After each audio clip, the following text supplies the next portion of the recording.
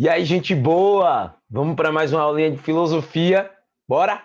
É o seguinte, galera, na aula de hoje a gente inaugura o bloco dos chamados filósofos contemporâneos. E hoje a gente vai estudar o cara que é considerado o último grande moderno e o primeiro grande contemporâneo. É o filósofo Immanuel Kant. Kant é um paradigma, quer dizer, é a inauguração de um novo paradigma para o pensamento filosófico ocidental. Esse cara é considerado um dos maiores influenciadores da filosofia contemporânea, das reflexões, né, das grandes reflexões feitas sobre a matriz de pensamento filosófico dos grandes clássicos, como Sócrates, Platão e Aristóteles, principalmente. É um revisor da filosofia moderna, né, é um crítico da filosofia moderna, por assim dizer.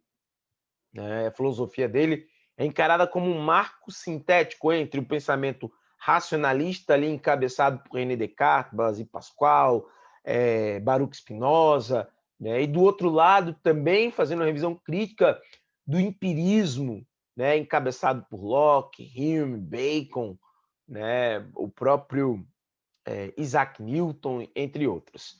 E a filosofia desse cara é uma filosofia que a gente vai dividir aqui em dois blocos, tem muita coisa para se falar, mas a gente está aqui só a nível de ensino médio e a gente vai tentar aqui explorar o máximo possível em duas aulas sobre o pensamento de Immanuel Kant.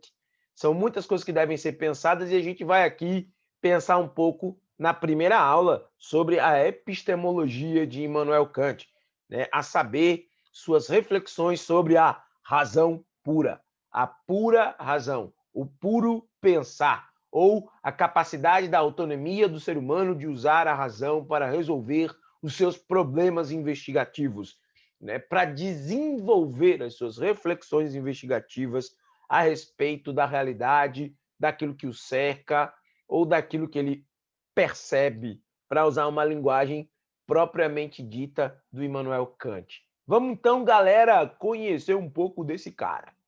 Bom, é um cara que vive ali, né, entre os anos 711 e 776, então vive ali, né, uma boa média de tempo para a sua época.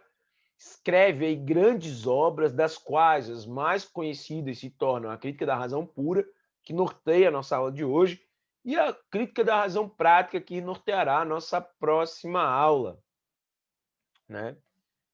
Vamos aí no decorrer da nossa obra, beleza? Eu acho que está errado aqui a data de nascimento dele, ou de morte dele, né? Porque aqui nas obras tem 781 e 788, e ele está dizendo que ele morreu em 776. Está errado. Eu não sei qual é a data correta, mas com certeza ele morreu ali depois de 781, né? Que coisa, não observei isso antes, senhoras e senhores. Depois eu vou consultar e na aula que vem eu corrijo isso para vocês. Mas vamos, que tem mais coisa boa para a gente analisar daqui para frente. Kant, um homem metódico, cara muito metódico, ele é considerado o relógio, né, da comunidade onde ele morava.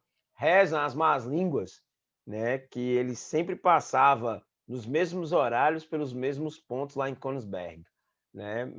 Não sei se a gente está ali garantido nessas informações, mas são aí as famosas fofocas históricas filosóficas, né, dos biógrafos de Immanuel Kant.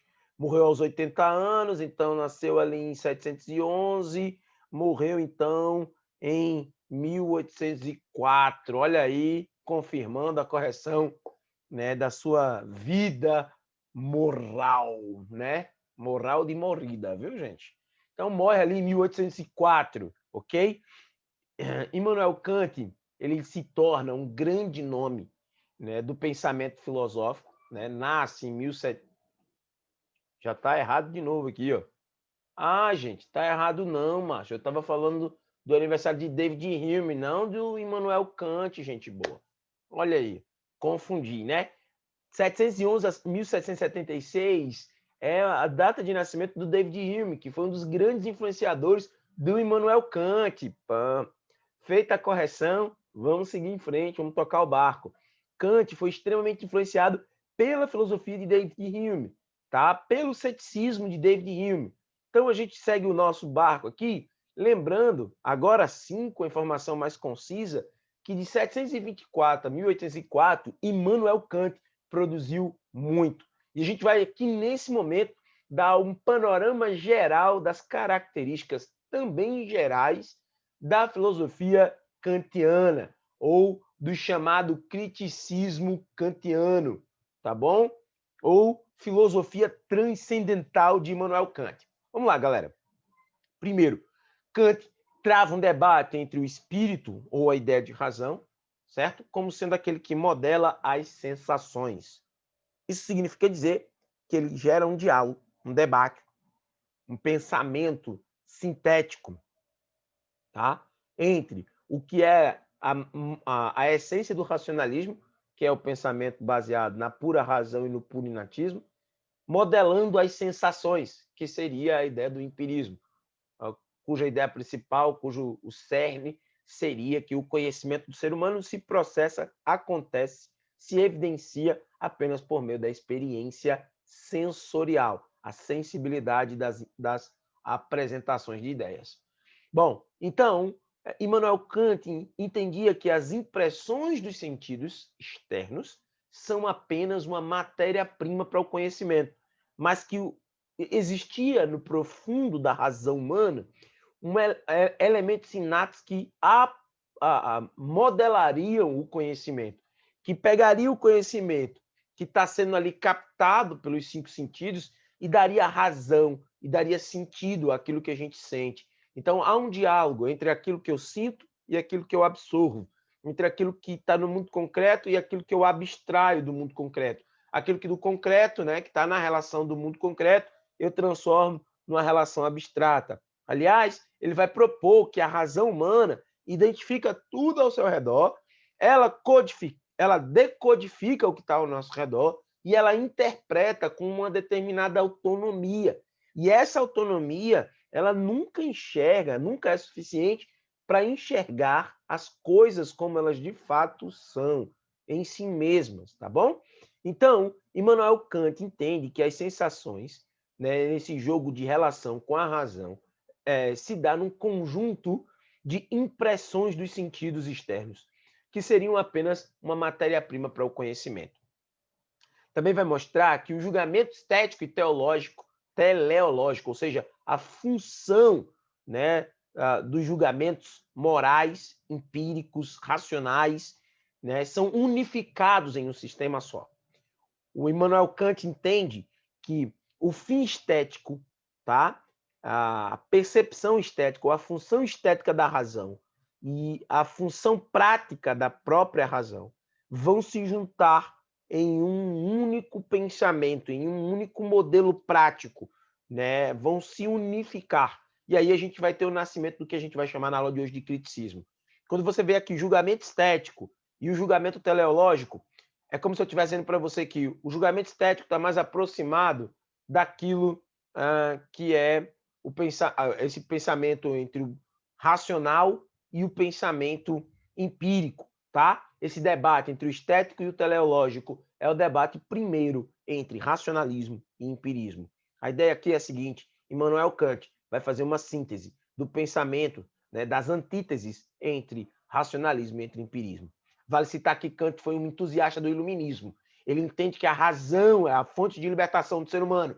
É a razão própria do ser humano que gera autonomia e capacidade para o ser humano interpretar a realidade que o cerca, a fim de que esse ser humano seja autônomo e autor da sua própria história. Tá bom? Então, a filosofia de Immanuel Kant está baseada na autonomia da razão. Pode também ser considerado um filósofo iluminista. Tá? Na obra que ele escreve, O que é o Iluminismo, ele exatamente vai falar sobre como o ser humano é capaz de usar a sua razão para chegar à sua maturidade, a maturidade do homem, a maturidade da razão, que ele vai chamar de maioridade. Quando o homem sai da menoridade ou da minoridade e passa para a sua grandiosidade, ele deixa de ser um ser diminuto e passa a ser um ser grandioso quando ele vai amadurecendo a sua razão, usando a autonomia racional, quando ele rompe com as estruturas de poder que controlam a sociedade, o grupo que ele vive ou mesmo ele. E aí ele dá um grito de independência racional caminhando com sua própria razão, capacitado para fugir dos arreios da religião, da monarquia, do Estado e assim sucessivamente. Tá? Essa é a definição, né, que Immanuel Kant vai dar para a ideia de um homem incapaz, ou seja, a minoridade.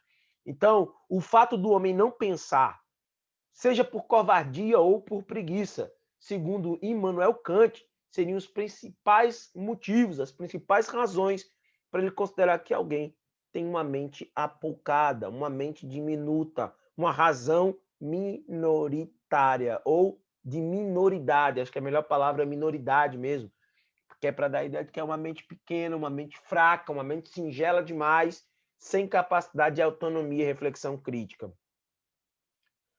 Bom, gente, uma coisa muito importante para a gente começar na aula de hoje, para a gente dar continuidade à aula de hoje, é que agora a gente vai pensar os elementos mais metafísicos, tá, da filosofia de Immanuel Kant.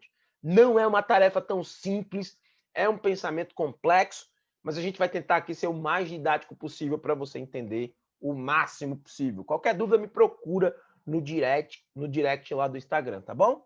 Bom, gente, primeiro, lembrando que é epistemologia, teoria do conhecimento, tá? Então a gente vai estudar agora qual é a teoria do conhecimento de Immanuel Kant, como Immanuel Kant avalia, reflete, né, investiga as formas através das quais e pelas quais o ser humano alcança o conhecimento, investiga a realidade ou aquilo que ele percebe da realidade ao seu redor, tá? Então, a gente vai precisar conhecer esses dois conceitos que estão aí, ó, o conceito de fenômeno e o conceito de noumeno, para Immanuel Kant, são indispensáveis para você se ligar na hora da prova e perceber qual é aí a pegada do Immanuel Kant com essas duas palavras, fenômeno e noumeno. Bom, eu posso adiantar para você que fenômeno está no campo da relação empírica, dos 5 sentidos. E noumeno está no campo das faculdades mentais, da racionalidade pura, a ideia de razão pura, ok? Na obra A Crítica da Razão Pura, Kant busca formular maneiras para fazermos um bom uso do entendimento, da racionalidade, da razão humana.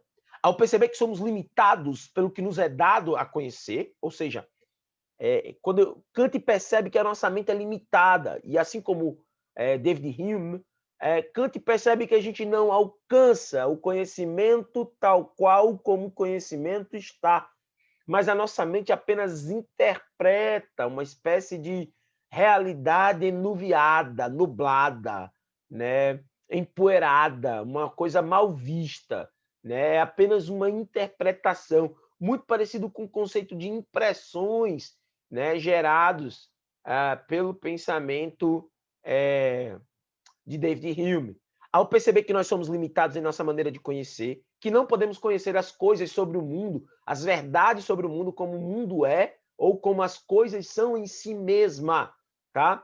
Perceba que eu destaquei aí a expressão como o mundo é, aí aparece ali, ó, em si mesmo, ou em si. Gente, o mundo em si, ou a coisa em si, para Kant, é a ideia de noumeno que está aqui no título desse slide, tá bom? Isso porque nós apenas percebemos e pensamos o mundo de formas extremamente já determinadas, condicionadas pela nossa razão, pelo nosso cérebro. E aí a nossa mentalidade racional nos impede ou não está capacitada, não está qualificada para entender ou para perceber as coisas como elas de fato o são, como elas fisicamente, materialmente o são. A gente vai entender isso mais para frente, tá bom?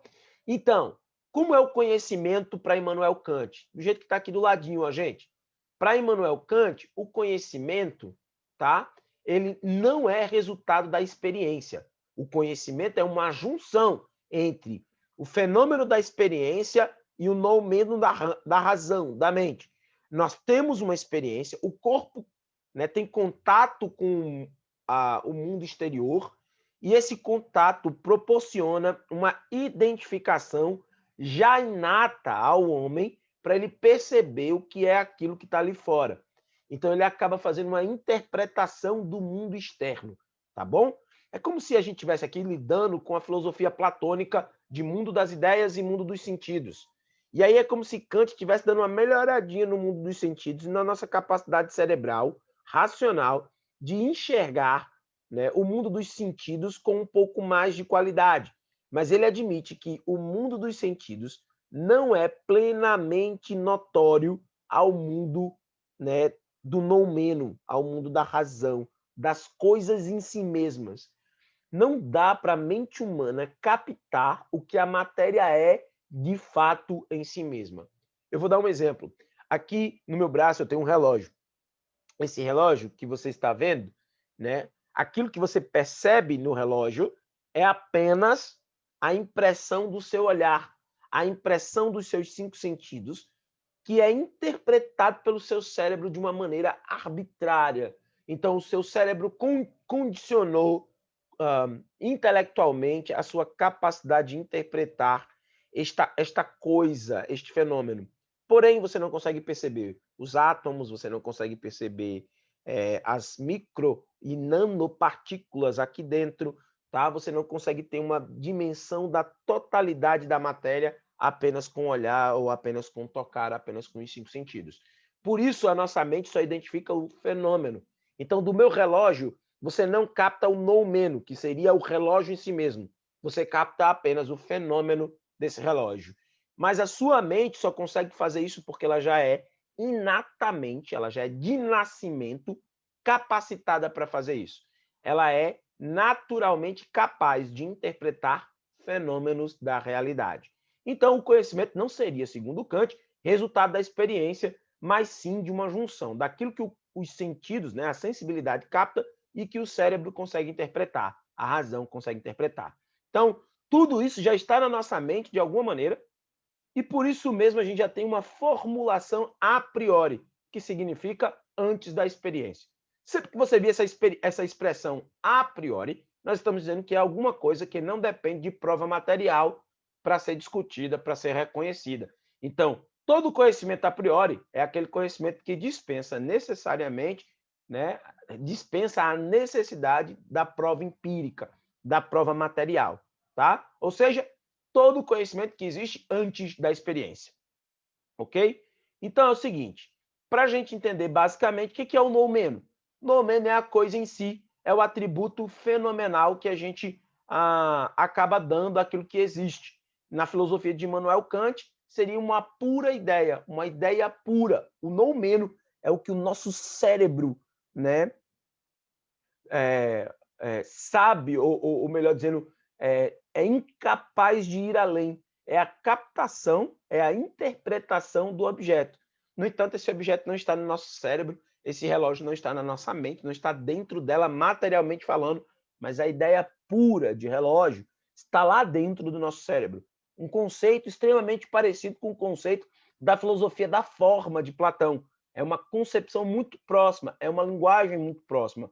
Há alguns que dizem que não é tão parecido assim, mas para nós, a nível de ensino médio, nos é contentatório, nos é satisfatório ouvir que a ideia de noumeno é a ideia de ideia perfeita, de ideia pura, é a pureza de uma realidade. É aquilo, em última instância, que aquela realidade é em si mesmo, independente do que os 5 sentidos consigam perceber deste fenômeno, tá? Então, o noumeno é a coisa em si, ainda que o nosso cérebro não capte. É tudo aquilo que está ao nosso redor, porém, não é captável plenamente, não é plenamente compreensível, não é plenamente inteligível a nós, né? Nós apenas enxergamos em parte aquilo que tem o inteiro, mas nossa racionalidade é limitada e a gente não consegue enxergar a coisa em si. O que é que a gente enxerga, então? Só o fenômeno, o acontecimento passível de observação,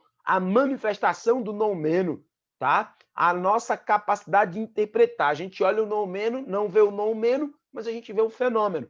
Você não capta a essência do relógio, mas você capta essa manifestação, essa presença material imediata, limitada, apoucada, pequenininha, incompleta, não inteira. Ok, senhoras e senhores? Então, o que Immanuel Kant está dizendo é, nós temos o noumeno, tá? Noumeno, a coisa em si, e nós temos o fenômeno, tá? Que é o acontecimento, a coisa que a gente consegue perceber com os nossos sentidos, aquilo que nos impressiona, aquilo que nos afeta de alguma maneira, seja física, seja moralmente, tá? Por enquanto, estamos apenas no campo dos fenômenos físicos e não no campo dos fenômenos morais. Então, como é que a gente percebe isso?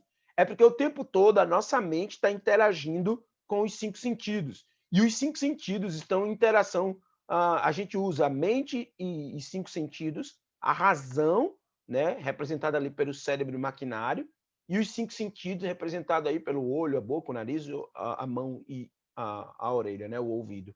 A ideia aqui é a seguinte: os 5 sentidos, a razão humana, né, os 5 sentidos e a razão humana interagem com o mundo, interagem com os fenômenos ao nosso redor, gerando conclusões, gerando apreciações desse fenômeno e tentando deduzir ou concluir o que seja aquilo que está ao nosso redor, porém nunca de maneira inteira, nunca de maneira completa.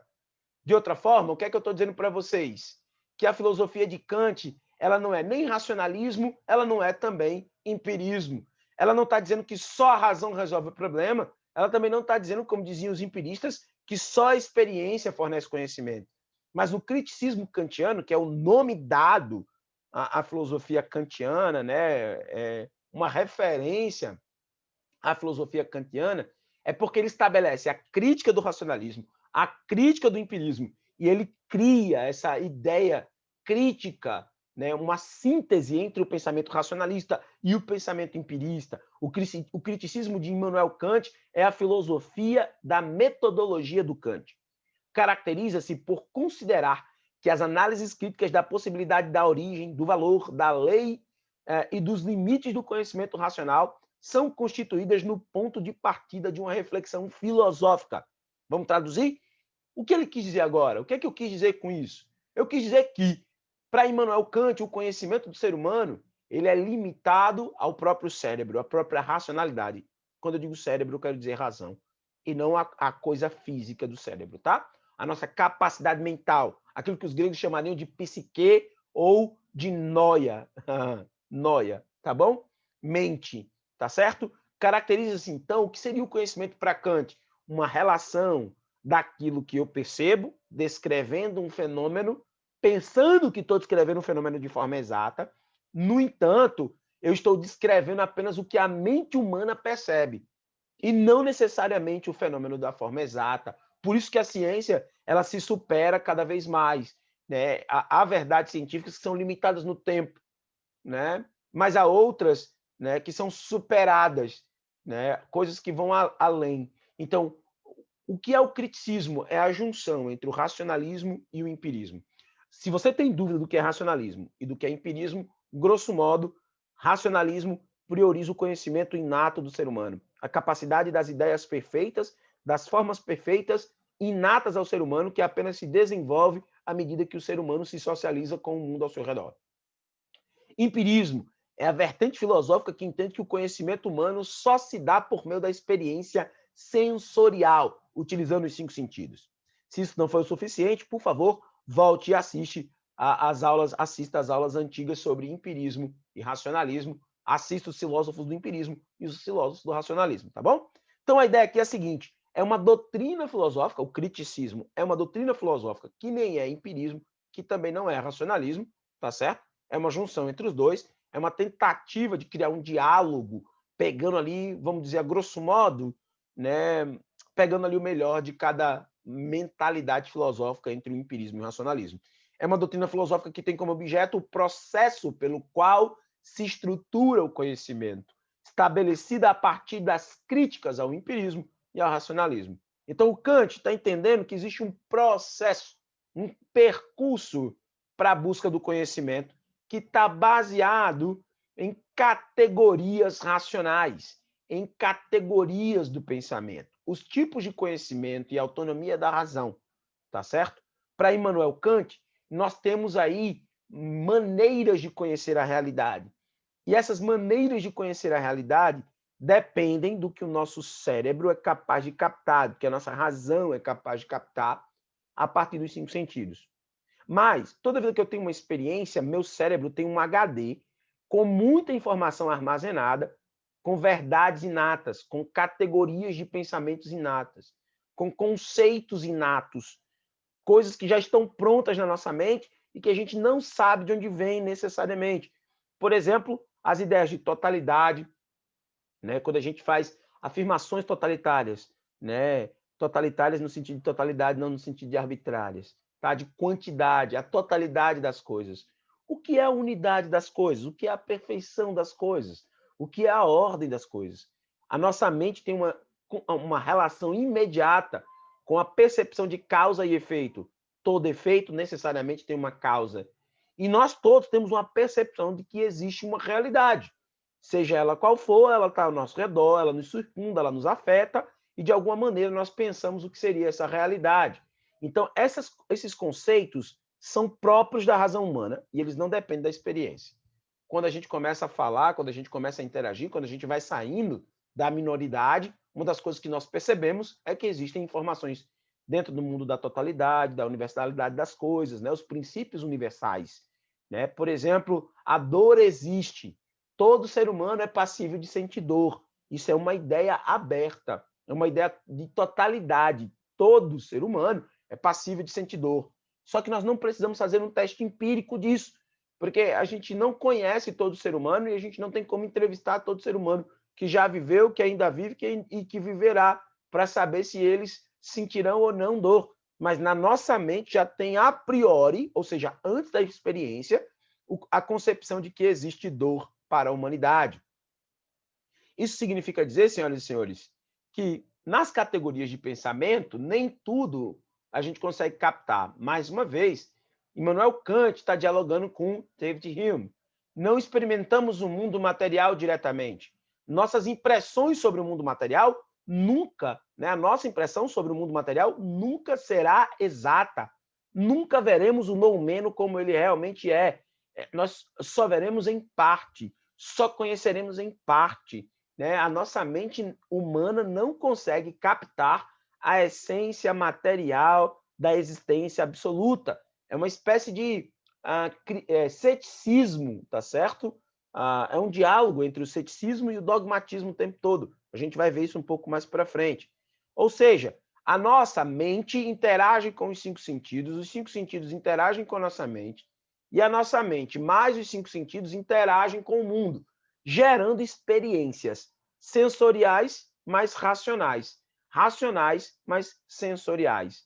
Então é como se eu estivesse dizendo para você que há uma relação de intimidade entre aquilo que é racional e aquilo que é empírico. Para Immanuel Kant, o conhecimento se dá numa relação entre aquilo que é racional, ou seja, que é puro da mente, e aquilo que é empírico. Ou seja, há uma relação, para a gente poder dizer que conhece alguma coisa minimamente, tem que haver uma relação dos conhecimentos a priori, nós precisamos já ter conhecimentos inatos para poder interpretar o que está acontecendo ao nosso redor. Precisamos de categorias de pensamento a priori para poder entender aquilo que vem da experiência a posteriori. Ok? E é aí, gente, que o Immanuel Kant capta do David Hume, né, muito provavelmente, o método transcendental. Gente, deixa eu explicar para você por que o método é transcendental. Porque ele vai além da matéria. Porque ele vai além do conceito dado. Por causa da ideia de noumeno, Immanuel Kant entende que o conhecimento ele transcende, ele transpassa a barreira, né, do material físico.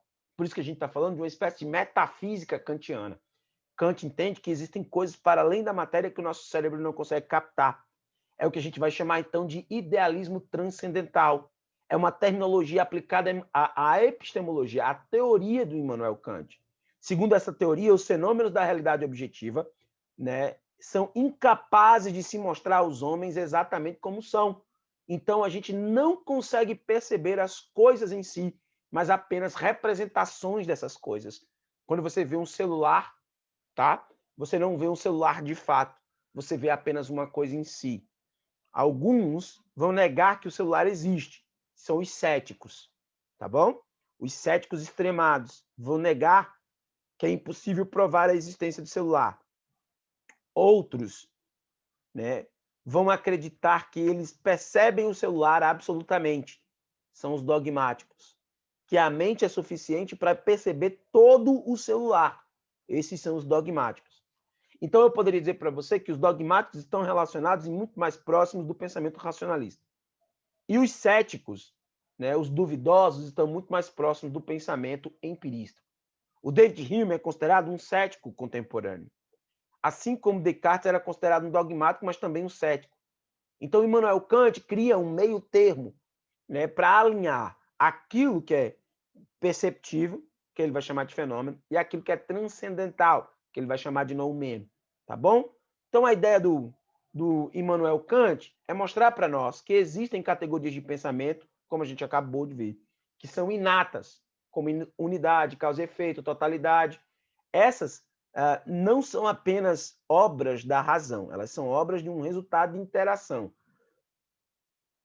Quer dizer, o conhecimento não seria apenas obra da razão, mas seria consequência do que nossos sentidos captam e interagem com essas palavras, essas categorias de pensamento que vocês estão vendo aqui. Totalidade, unidade, causa, efeito e realidade.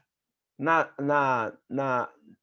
verdade, o que vai sobrar para nós, depois da experiência, são as categorias de pensamento.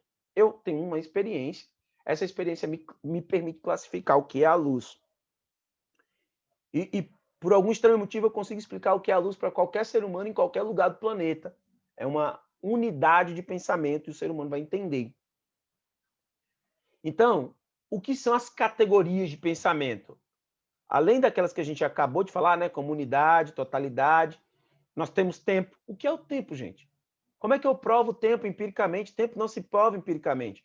Nós criamos maneiras de qualificar o tempo, mas o tempo é totalmente irracional, o tempo é totalmente subjetivo, o tempo não é material. Aonde está o tempo? Como vemos o tempo? Que experiência podemos fazer com o tempo em si mesmo? Nenhuma. Espaço. O que é o espaço? Será que a gente tem noção de espaço se a gente não estiver no espaço? Naquele espaço? Né?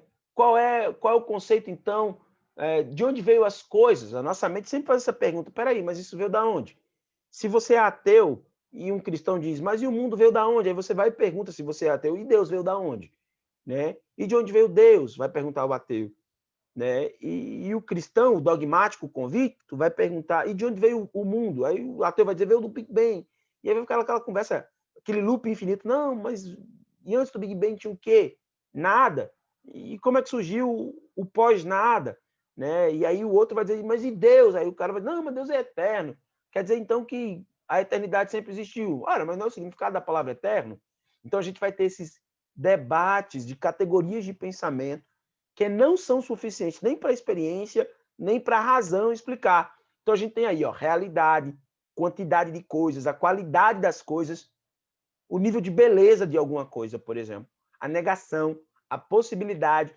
Todas essas expressões já existem na nossa mente, segundo Immanuel Kant. Nós temos conhecimento inato dessas palavras, dessas categorias de pensamento a priori. Lembra? Que não precisam da experiência, dispensam a experiência sensível. São palavras que não dependem da experiência em si. A ideia que está presente na nossa mente de cada uma dessas expressões não precisa de prova. Nós utilizamos e não demandamos prova para utilizar tudo isso.